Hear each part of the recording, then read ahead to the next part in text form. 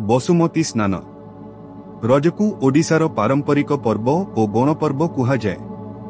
आम ओडिया घरर पर्व रज बरसकू थरे पालित हेउथिबा एही कृषिभित्तिक पर्व को गाँ गहली ठारू आरंभ करी सहर पर्यंत बेस जाकजमकरे सभे पाली थांती।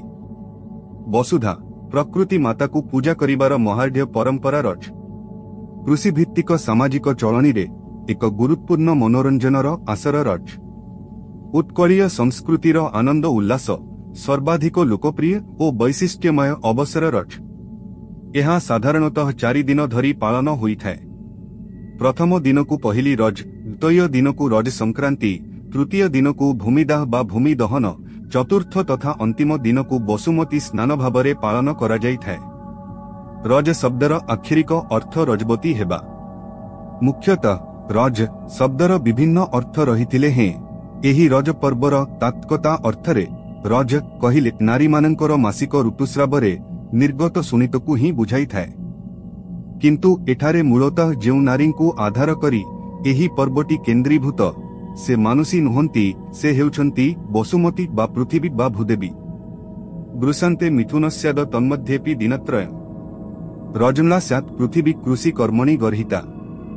अर्थात वृष मासर शेष मासांत, मिथुन मासर आरंभ, संक्रांति एवं तार परदिन एहीपरि मोट 3 दिन पृथिवी माता बा भूदेवी रजमला हुअन्ति।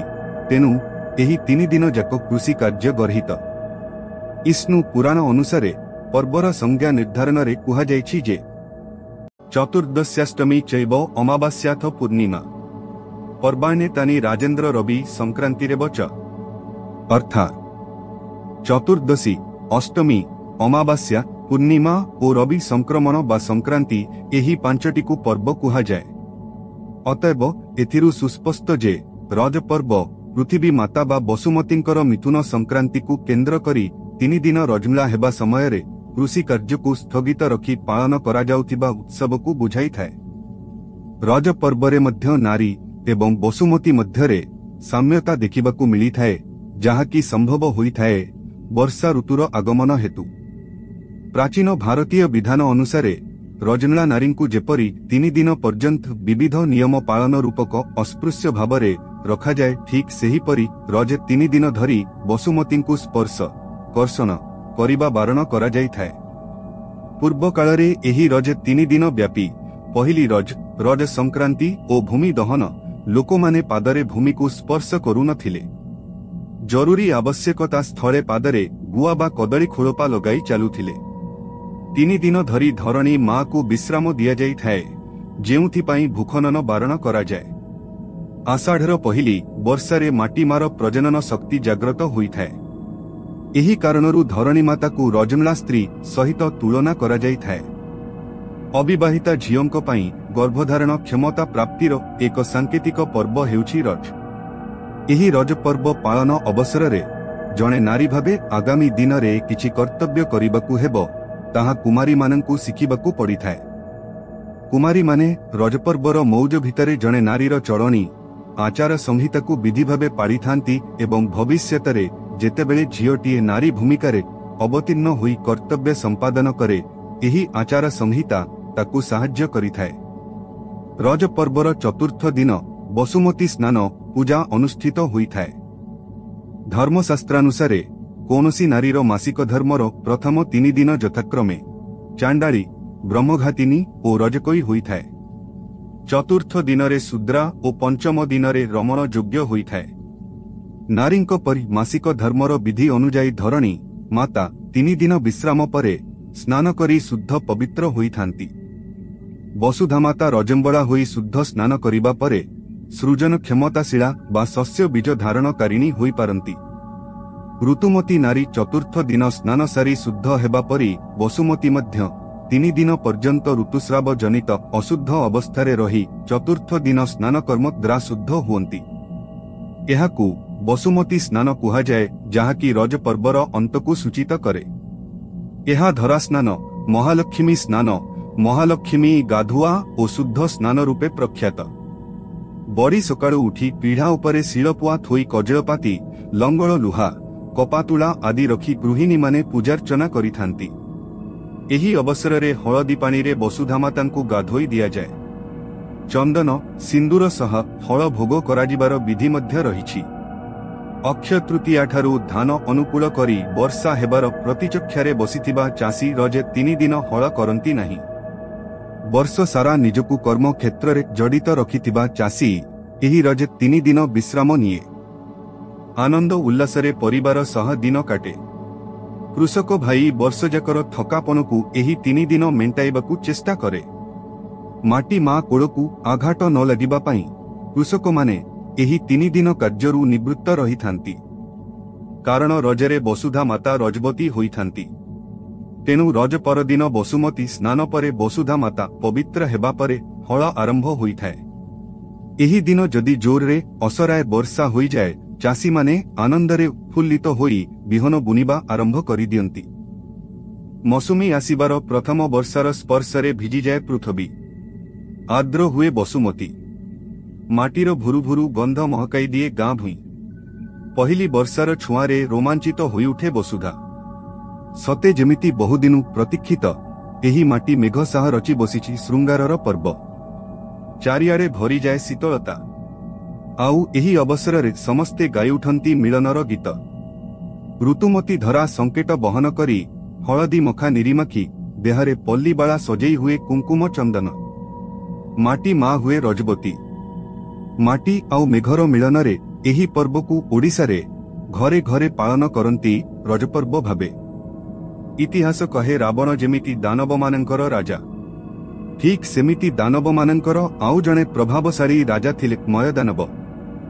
ରାବଣ ମୟଦାନବଙ୍କ ଦରବାରକୁ ସର୍ବଦା ଯିବା ଆସିବା କରୁଥିଲେ। ମୟଦାନବଙ୍କ ସୁନ୍ଦରୀ କନ୍ୟା ମନ୍ଦୋଦରୀ ଓ ରାବଣ ମଧ୍ୟରେ ପ୍ରେମ ସମ୍ପର୍କ ଗଢ଼ି ଉଠିଲା।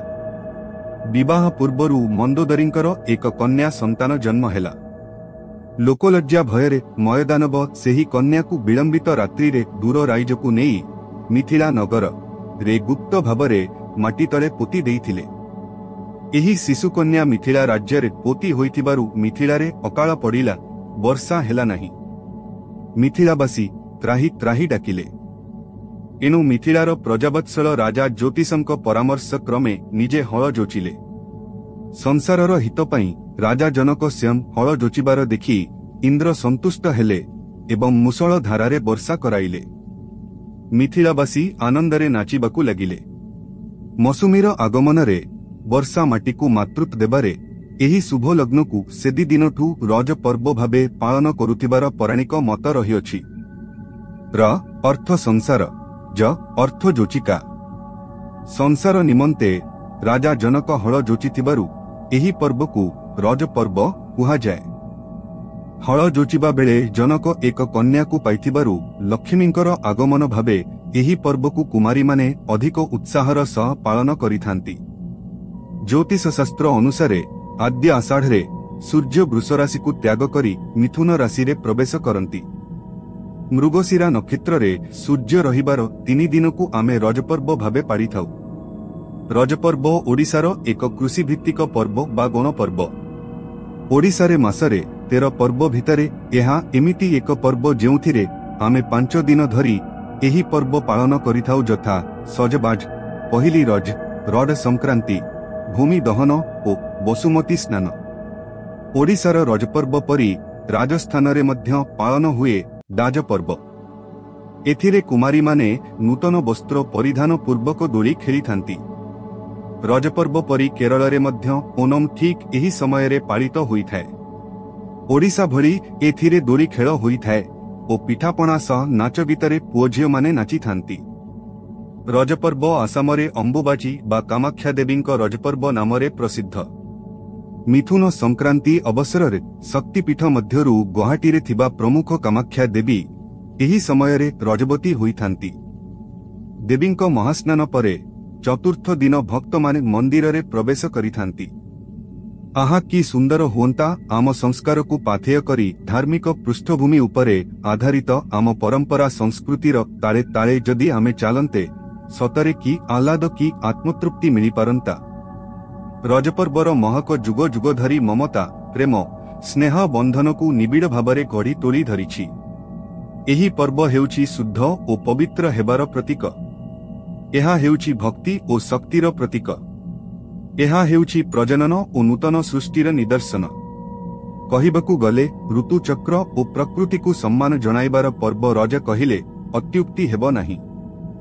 ଜୟ ଜଗନ୍ନାଥ। ଭାବଗ୍ରାହୀ ତ୍ରିପାଠୀ। ଆପଣ ଶୀର୍ଷକ ନ୍ୟୁଜକୁ ସବସ୍କ୍ରାଇବ୍ କଲେଣି କି?